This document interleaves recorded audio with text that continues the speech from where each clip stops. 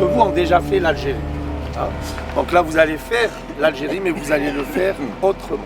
Okay, donc il y a un proverbe touareg que j'aime bien, qui dit le premier voyage, on découvre. Le deuxième voyage, tu t'enrichis. Et le troisième voyage, tu apprécies. Okay, donc là, il y en a beaucoup qui font un deuxième voyage, un troisième voyage. Donc là, vous allez faire le raid autrement. Yalla, yalla.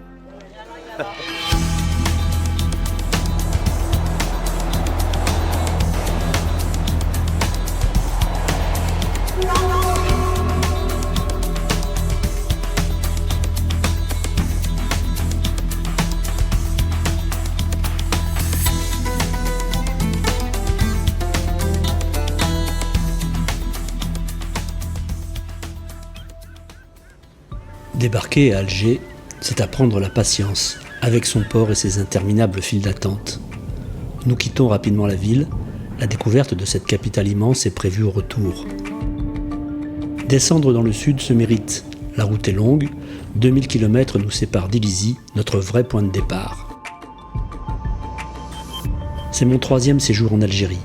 Après un premier voyage dans le Hogar en 2008 qui fut une véritable découverte, la prise d'otage sur le site gazier d'In Amenas en 2013 a mis le pays à rude épreuve et stoppé net le tourisme. En 2008, les routes étaient étroites et défoncées, pleines de nids de poules. La conduite demandait une attention de tous les instants et les croisements et les dépassements étaient parfois aventureux.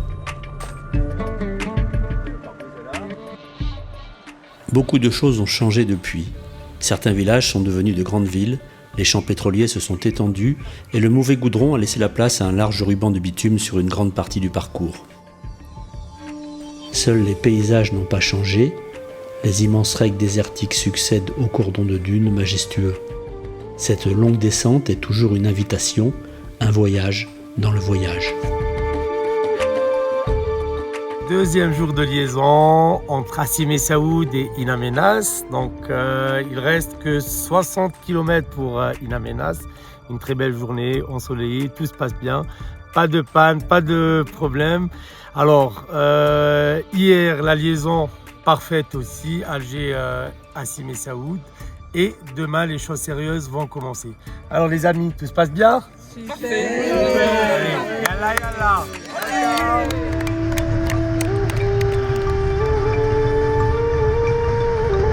Le raid intégral Algérie, c'est un raid de 30 jours en Algérie, un mois. Et l'intégral Algérie regroupe plusieurs régions, le Sahara, le Tassili Nadjer. Donc on commence le hors-piste à partir de Ilizi pour descendre vers la région de Djanet, au Tassili du Nadjer, on fait la Tadrar. Ensuite on part vers Tamanrasset tout en passant par la gare et on remonte sur l'ergue occidentale. C'est un raid complet pour les amoureux du désert, du Sahara algérien. C'est un raid où il y a de la découverte.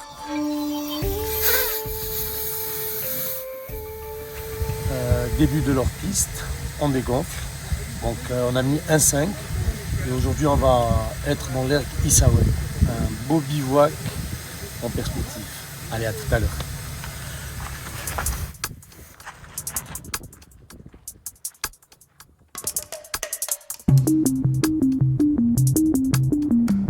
Après avoir dégonflé, nous remonterons d'abord plein nord avant de reprendre un cap plein sud. La piste est roulante, chacun apprécie de se retrouver dans cet univers minéral.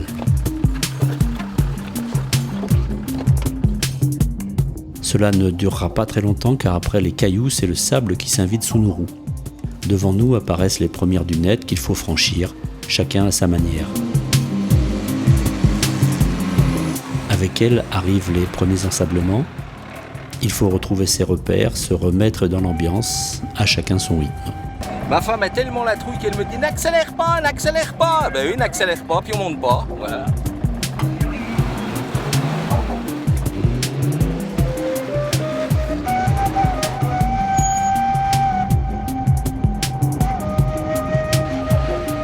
Le long de l'ergue Issaouen, les petites dunes sont souvent piégeuses, mais nous les passerons sans encombre, avec des styles très différents.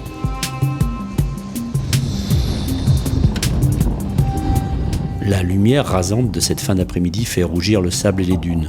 Et la beauté du premier bivouac nous laisse présager de la suite du voyage.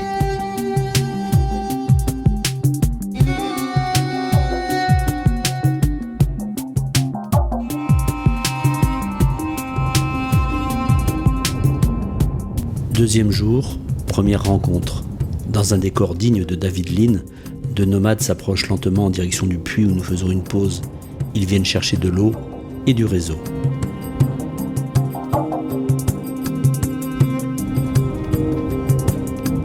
Deux mondes se croisent et se rencontrent pour quelques minutes. Leurs chambres à air sont rapidement remplies d'eau et chargées sur les dromadaires. Ils repartiront aussi silencieusement qu'ils sont arrivés, vers un ailleurs inconnu pour nous.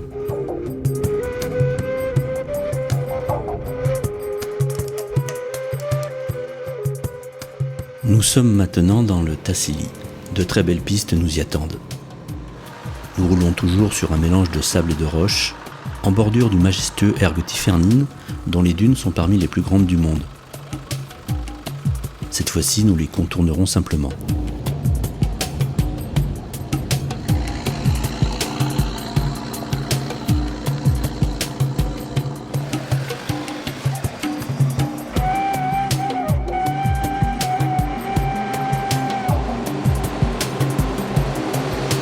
Et quand l'heure du déjeuner arrive...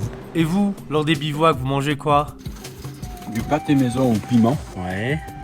Et vous? Avec des cornichons. Attends, j'ai pas fini. Ah pardon. Avec des cornichons. D'accord. Et vous?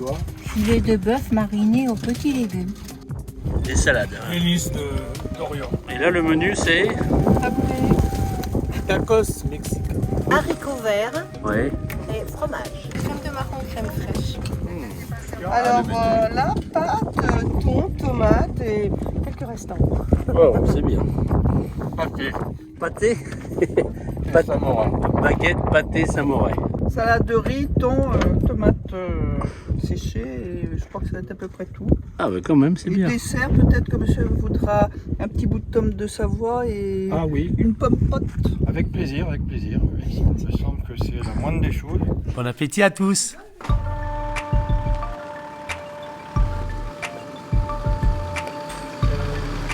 Le sable laisse la place aux pierres, et le désert prend alors des allures de planète Mars. Nos voitures n'ont pourtant rien en commun avec Curiosity.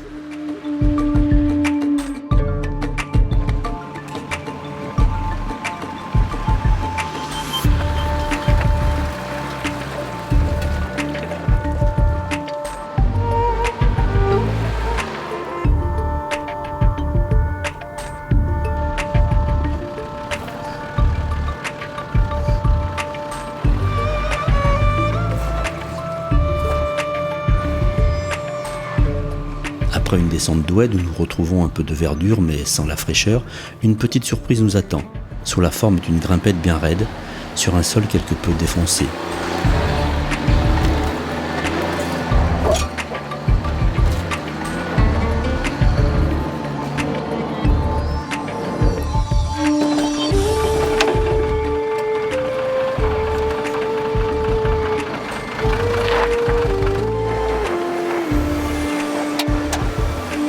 C'est l'occasion pour chacun de tester ses capacités de franchissement avec les conseils de Mus et sous les encouragements du public. Première course. Voilà. Nickel. Doucement. C'est pas une histoire de puissance. Voilà. Vas-y, régulier, régulier. Vas-y. Nickel. Voilà. Nickel.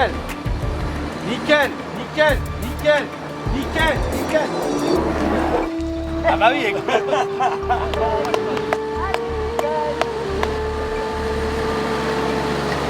vas-y, un coup. Yalla.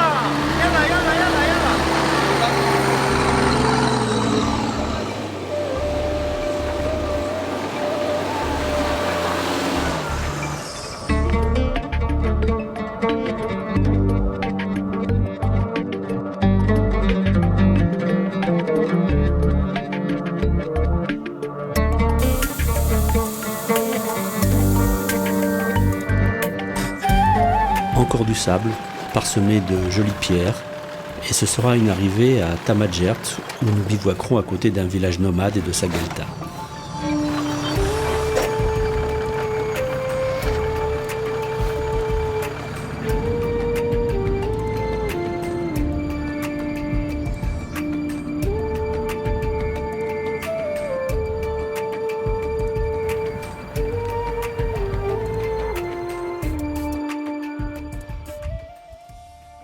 Mécanique 7h du matin. 7h du matin. Ouais.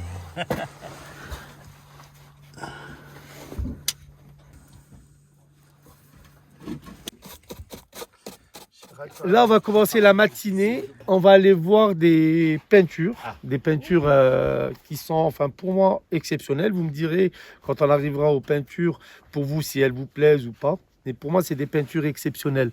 Ça sera parmi les plus belles peintures qu'on voit. Ce qu'il faut savoir, c'est que toutes les peintures sont répertoriées sur le site de l'UNESCO. Au début des années 30, un officier français, Henri Lotte, découvrait ces peintures rupestres parmi les plus anciennes du Sahara. Donc les Bourourous avaient le souci, vous voyez, nous on fait des films, on se prend en photo et tout. Eux, ils avaient le souci de reproduire ce qu'ils voyaient. Plus de 15 000 peintures, dessins et gravures ont été recensés. Ils témoignent des peuples qui ont vécu dans cette région à l'époque préhistorique.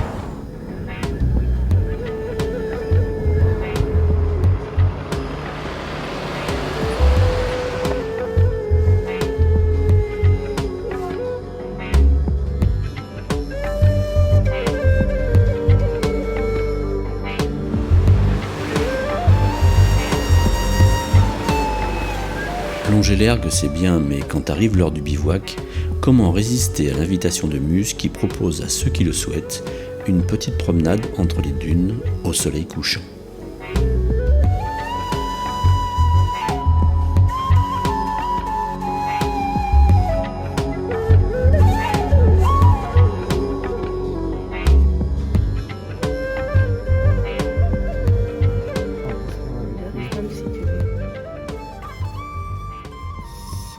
Donc on finit la première partie du voyage, on se rapproche de Djanet. On a fait de très très belles pistes, très variées, des descentes de dunes.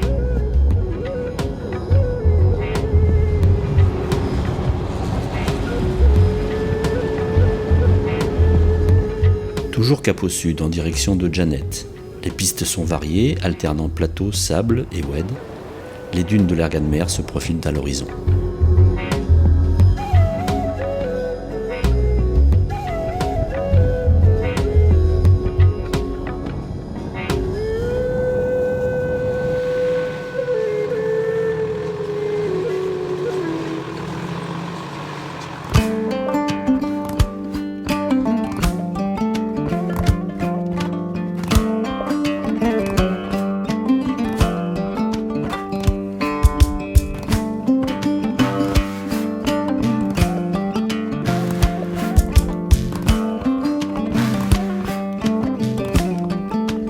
Nous approchons de Djanet. Nous l'atteindrons directement par les pistes, entre des dédales de rochers. Un véritable labyrinthe.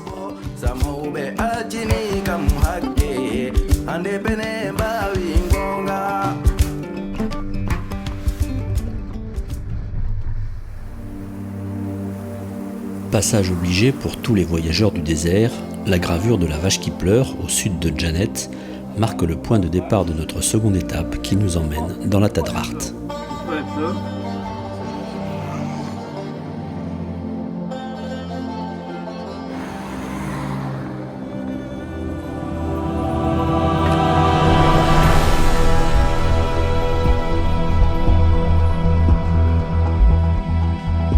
La Tadrart est un massif situé dans l'extrême sud-est de l'Algérie, au cœur du parc du Tassili Najer.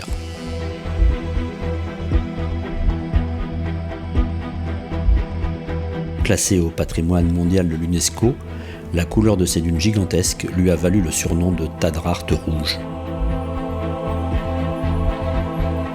Nous y pénétrons par un itinéraire différent de celui emprunté par la plupart des visiteurs. Avec des paysages minéraux d'une richesse et d'une beauté unique, la Tadrart est souvent considérée comme le plus beau des déserts.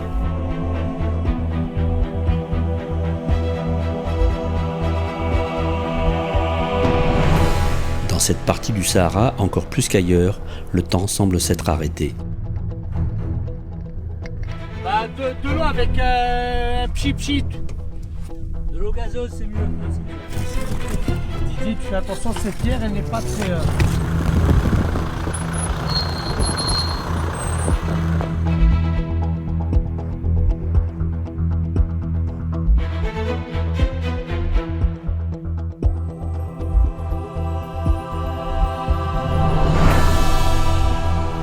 Durant toute cette étape, la Tadrart nous offrira des paysages fantastiques.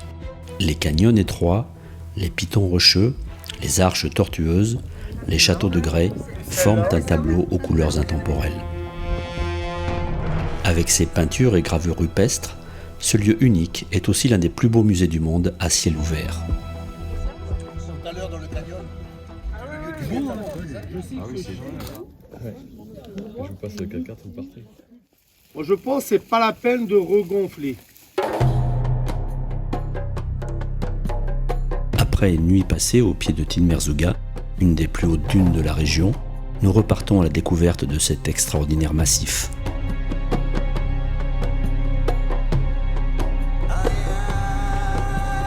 Que ce soit une première visite pour certains ou la troisième pour d'autres, l'émerveillement face à de tels paysages est toujours au rendez-vous.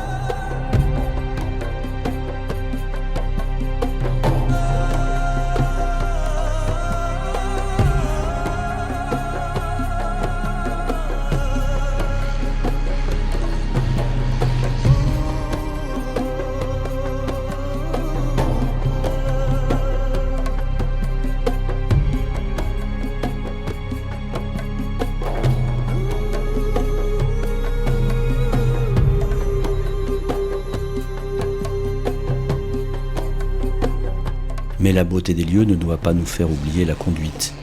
Il faut redoubler d'attention car aux heures les plus chaudes de la journée, le sable devient moins porteur.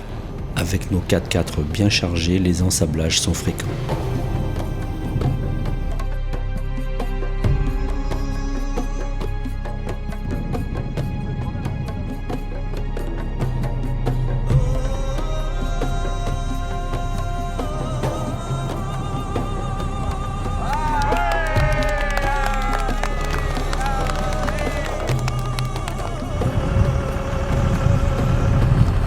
Attends, je vais essayer la cuvette en bas, je te dis.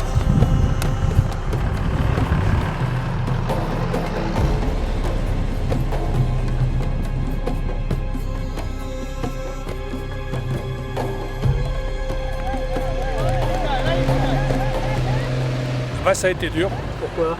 parce que c'était mou. Et comment tu t'en es sorti? Grâce à l'assistance, Et non, et on a remis un petit coup on a remis de punch à la pompe.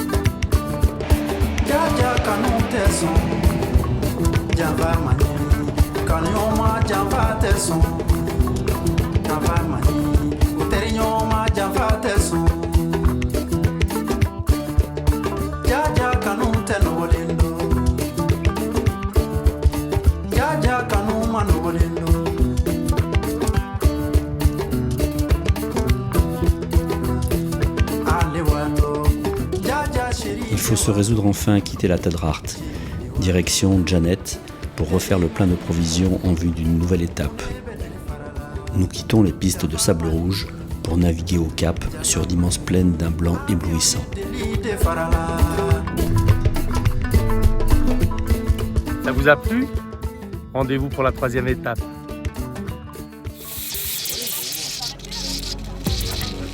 Après de petits pépins mécaniques toujours réglés par Cher, notre mécano, nous remontons vers le nord en traversant la région de Tikubawin, connue pour son arche en forme d'éléphant.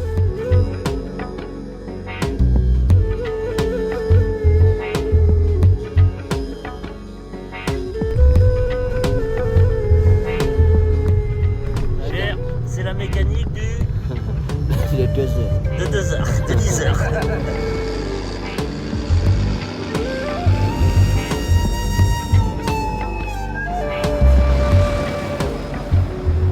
Autre incontournable visite des environs, le canyon des Essendillen et sa fameuse Gelta, qui doit sa célébrité au roman de Frison Roche, Rendez-vous à Essendillen. Après une demi-heure de marche, ce sera la récompense pour certains.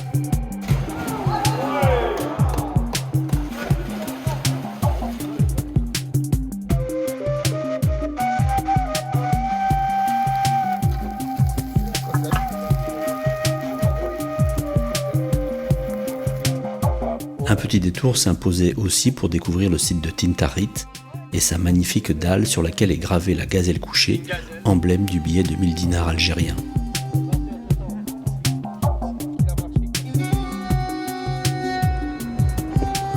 Il n'y a pas toujours du carburant à la petite station de Borj El Aouas, anciennement Fort Gardel. Heureusement pour nous, elle a été approvisionnée récemment. Les réservoirs se remplissent jusqu'à la dernière goutte. Le prochain plein, ce sera Tamanrasset.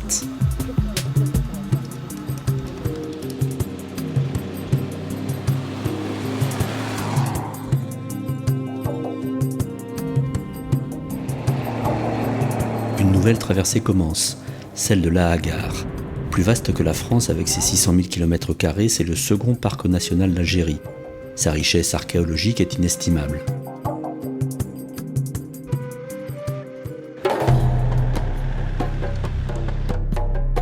Le parc de la Hagar abrite le massif du Hogar, que j'avais eu la chance de traverser en 2008. Aujourd'hui, malheureusement, pour des raisons de sécurité, son accès n'est toujours pas autorisé aux touristes étrangers.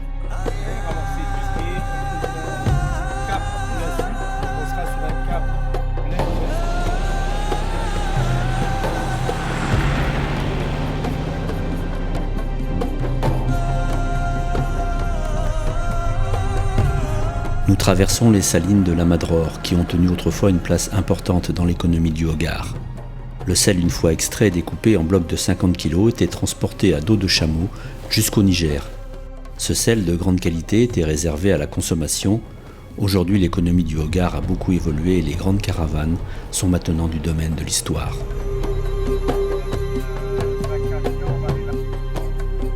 Quand il y a des acacias, il y a de l'ombre pour la pause déjeuner. Nous sommes à mi-parcours de notre voyage, l'intendance est bien au point. Les beignets abricots, fourrés à l'abricot, je n'ai pas. J'ai que le café solo.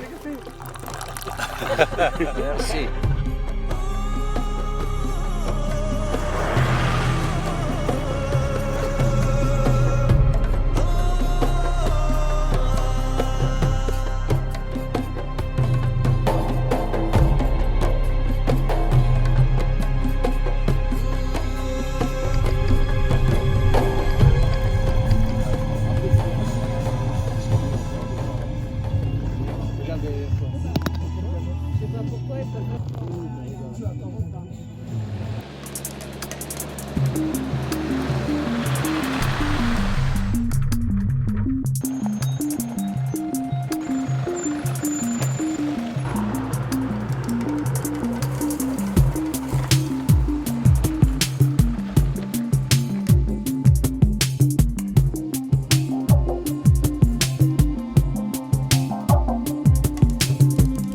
Tamanrasset est encore loin. Un campement nomade est sur notre route. Les hommes sont absents, partis sans doute avec les bêtes.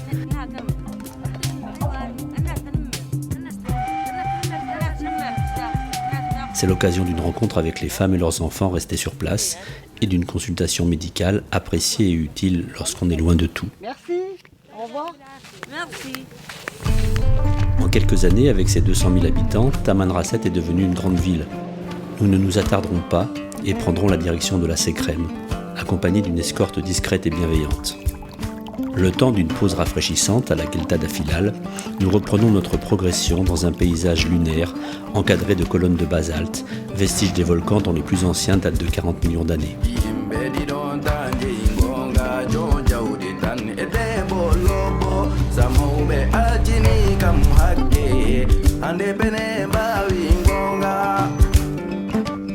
Au loin apparaît la chapelle de la Sécrème. Perché à plus de 2700 mètres d'altitude, c'est Charles de Foucauld qui l'a fait construire en 1910. C'est à pied que l'on accède à l'ermitage et ses habitations où vivent les petits frères de Jésus dans des conditions de dénuement et de précarité. Ils nous accueillent pour nous faire découvrir ce lieu mythique. Tous les autres sont des subsahariennes et des gens du Nord, surtout des militaires. Après l'écriture, Tifina, et après en français, qu'est-ce que ça veut dire? Donc c'est pour ça, c'est un travail énorme, des chameaux. Hein? Toute une page aussi d'explication.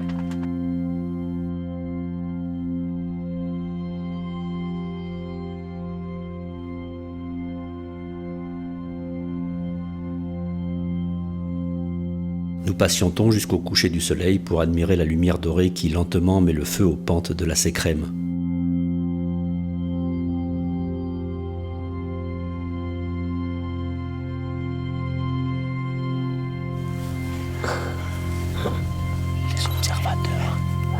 Pour les plus courageux, ce sera un réveil très matinal et une seconde ascension nocturne et glaciale pour assister à un époustouflant lever de soleil sur le massif de la Tacor.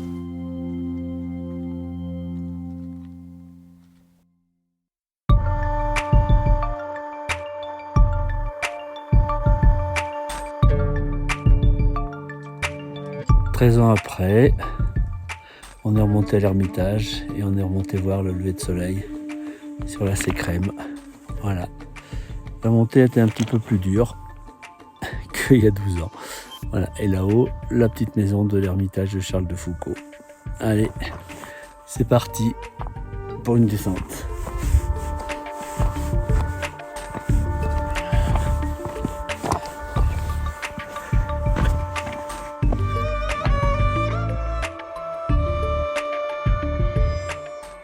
Quatrième étape, c'est parti.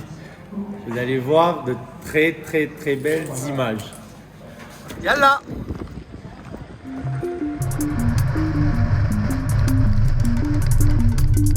Qu'est-ce qu'on mange? Qu'est-ce qu'on mange? Là, tu as du poulet à la vapeur. Ouais. Viande. Et aujourd'hui, c'est quoi? C'est le couscous qui a eu le succès? Alors, couscous qui a eu beaucoup de succès aujourd'hui. Le couscous. Voilà. Et c'est bon? Ouais, Larissa, ouais. Nous, on a pris des huîtres en entrée. Ah oui? Ouais. Il faut maintenant remonter. Une longue liaison routière de 2 jours sur la mythique transsaharienne nous attend. Arrivé à El Golea, c'est dans un havre de paix et de verdure que nous sommes accueillis par l'association Tarit. On fait le tourisme, on dit jamais le tourisme, on dit le tourisme solidaire. Parce que les gens, rien qu'en venant ici, en séjournant chez nous, ils nous aident beaucoup à avancer et surtout à faire le roulement de l'association. Cette association s'est donné plusieurs missions. Elle parraine des orphelins, gère un parc de loisirs et enfin met à disposition du public une bibliothèque de plus de 50 000 livres. Pour participer à changer l'image que les gens, que les médias ont collé à l'islam et aux musulmans. C'est encore Amidou qui nous servira de guide pour la visite du vieux Ksar de la ville. La légende raconte qu'une femme berbère en fut la reine.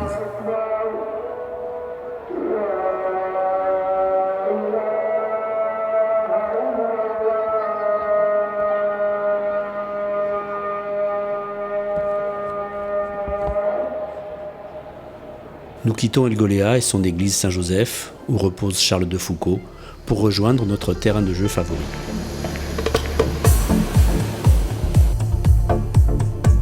Cette 4e et dernière étape a pour cadre le Grand Terre occidental. C'est une découverte pour tout notre groupe. Cette barrière, apparemment infranchissable, était autrefois sillonnée par les caravanes. Aujourd'hui, peu de 4x4 s'y aventurent.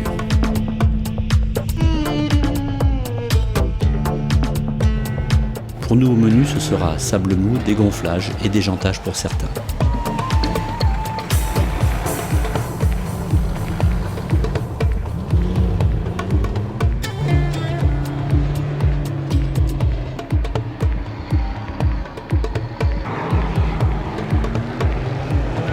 On fait le tour de ta voiture et on vient se mettre arrière contre arrière.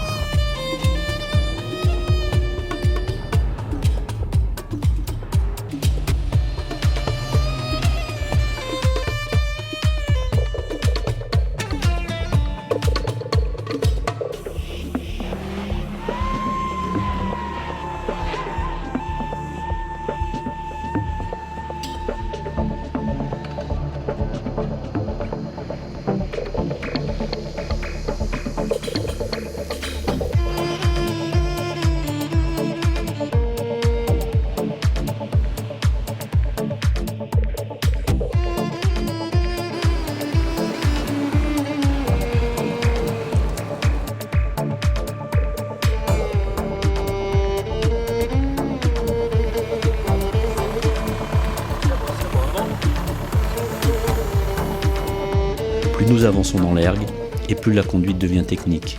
Les moteurs chauffent, et dans les passages les plus difficiles, il faudra les bons conseils de Mus à la VHF pour arriver à s'extraire des pièges tendus par le sable.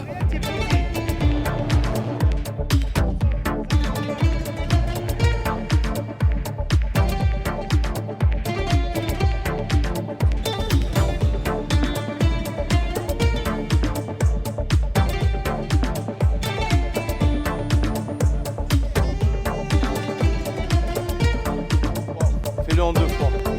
Stop. Voilà. Repars vers la petite montée. Tu manœuvres. Non, t'es pas bon là. T'es pas bon.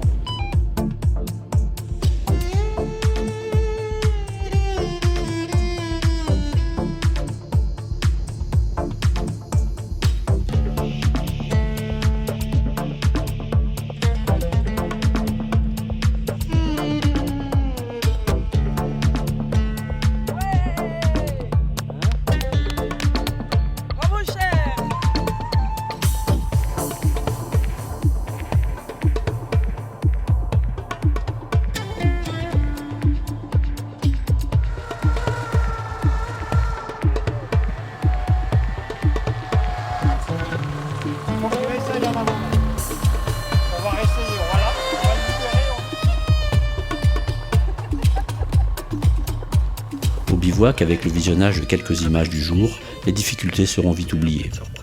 Je dirais qu'il est varié, qu'il est surprenant, qu'on a vu des endroits. Pour cher. Comme ça. Oh, mais on repart dans les pieds là, non?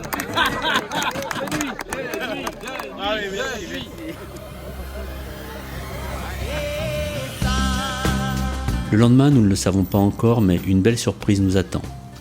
Au milieu de l'ergue, de l'eau, puis plusieurs lacs salés apparaissent. Le plus grand atteint presque les 4 km de long. La mer de sable n'a jamais aussi bien porté son nom.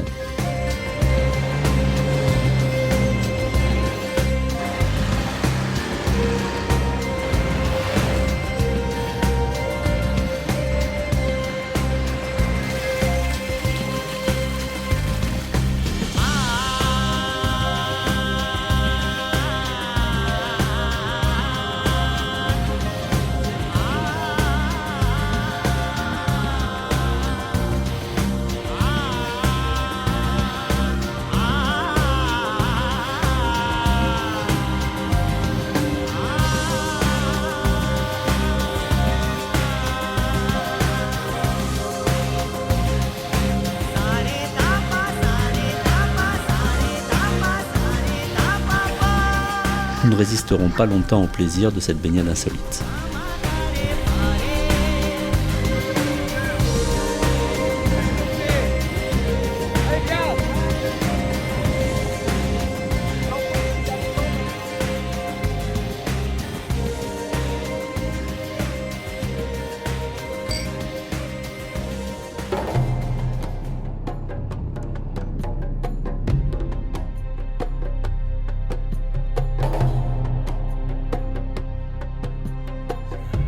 Il n'y a plus de mécanique. Il est au chaud.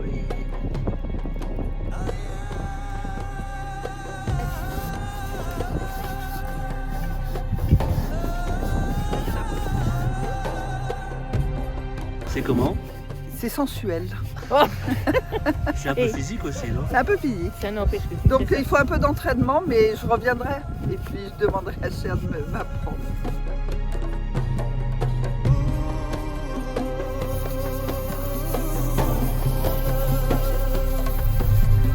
Dernière découverte pour nous, Timimoun, surnommé l'Oasis Rouge, en raison de l'argile utilisée dans les constructions. La Casbah d'Irezer reflète le génie architectural des anciens habitants de la région qui ont su dompter la rigueur du climat, contribuant ainsi à perpétuer la vie dans ces zones arides et désertiques.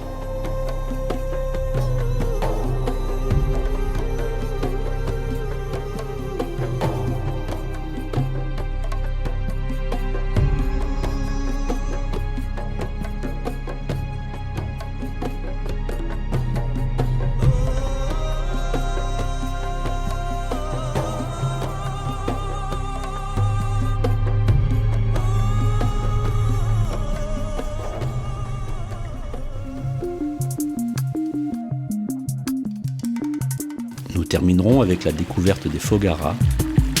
Depuis des siècles ici, l'homme a su capter l'eau et la cheminer dans les galeries souterraines de plusieurs dizaines de kilomètres pour la distribuer dans les jardins des oasis.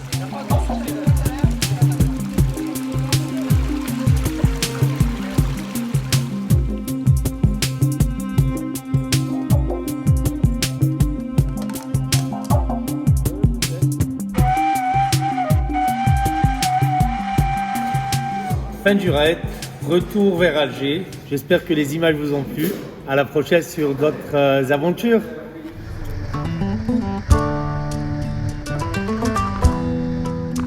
Intégrale Algérie, c'était pas terminé. Même à la pause café, au bord de la route.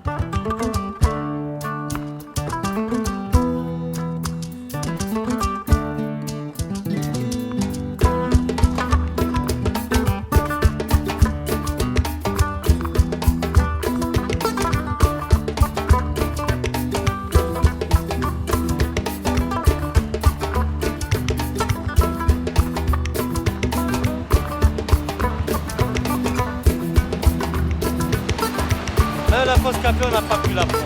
Hein?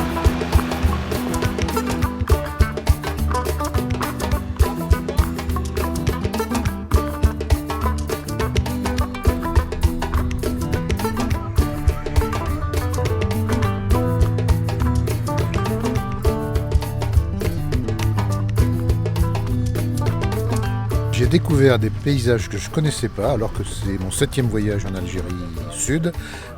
J'ai découvert des paysages extraordinaires. Alors un raid grandiose, comme les paysages qu'on traverse. C'est initiatique, une découverte généreuse de Mousse qui partage son pays qu'il aime avec nous. Pour moi, Taman Rasset, c'est mythique, c'est un rêve. C'est un voyage un peu exceptionnel.